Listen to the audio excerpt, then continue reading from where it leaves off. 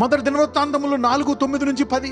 ఎబ్బేజు తన సహోదరుల కంటే ఘనము పొందిన వాడై ఉండెను. వేదన పడి ఇతని కంటినని అతని తల్లి అతనికి ఎబ్బేజు అని పేరు పెట్టెను. వేదన అని పేరు పెట్టేసింది అంట. నా బతుకంతా కష్టాలే కాబట్టి వీడి పేరు కష్టం అని పెట్టేసింది. తర్వాత ఆయన ఘనమైన వాడైపోయాడు ఎబ్బేజు. చూడండి, ఎబ్బేజు ఇశ్రాయేలుల దేవుని గూర్చి మొర్రబెట్టి, నీవు నన్ను నిశ్చయముగా ఆశీర్వదించి నా సరిహద్దుని విశాలపరచి నీ చెయ్యి నాకు తోడుగా ఉండ దయచేసి నాకు కీడు రాకుండా దానిలో నుండి నన్ను తప్పించుము అని ప్రార్థింపగా దేవుడు అతడు మనవి చేసిన దానిని అతనికి దయచేసెను. He changed his life. ఆ ఇరుకు ద్వారములోంచి యవ్వన కాలమందే తెలుసుకొని సరళం చేసుకున్నాడు. నా ఫాదర్ ఇంతే, నా మదర్ ఇంతే, నా తాత ఇంతే, నా బతికింతే. మర్చుకో యవ్వనుడా. Bless your parents, change the course. నేను ఆర్ఫన్, నేను అలాగా, మా ఆయన ఇలాగా, అదిలాగా, ఇదిలాగా. Come on. ఎబ్బేజు ప్రార్థించాడు. జాబేజ్ said, Lord, no, I'm not going to accept this sorrow.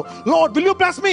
అయ్యా, నన్ను ఆశీర్వదించి విశాలపరుస్తావా? దేవుడు yes, గనుడైపోయాడు. మీలో అనేకులు గనులుగా మారుదురుగాక. Shift your season, change it, identify it at a young age and change that curse. Whether it's bondage, sin, change it. Somebody is shifting their season from today.